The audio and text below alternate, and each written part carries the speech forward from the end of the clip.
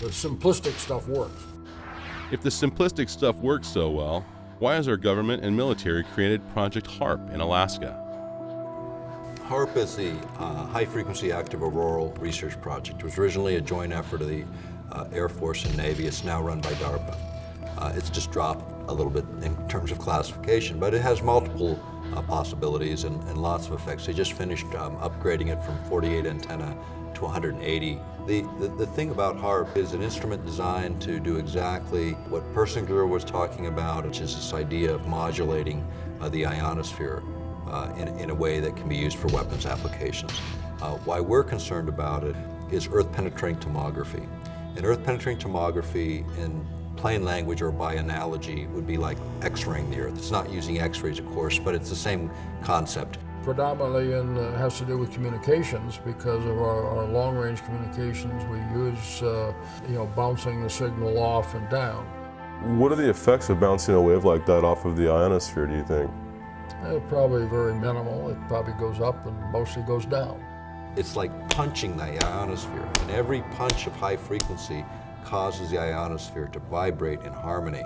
It converts the ionosphere from direct current to alternating current, and then it behaves as a giant broadcast antenna, pumping the signal back to the Earth in the ELF range.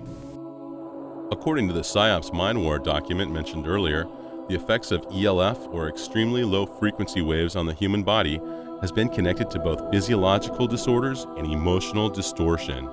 Infrasound vibration up to 20 Hz can subliminally influence brain activity, inclining an audience toward everything from alertness to passivity, and could be used in conjunction with media broadcasts as well. In the case of ELF, where you have these very low pulsed signals, you get what's called a frequency following response, an FFR in the literature, or brain entrainment is often referred to it in that way.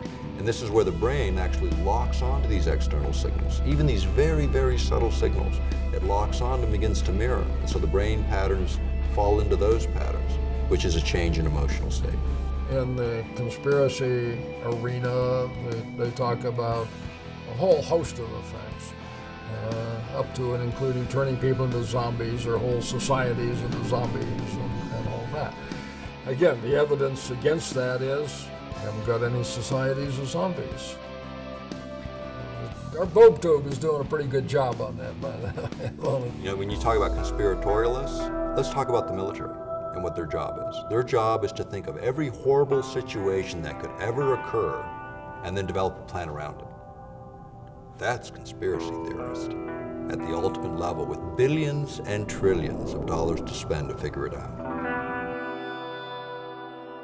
So as you can see, it's not really a question of if, but to what extent the government, advertisers, and pop culture have really succeeded in programming the nation.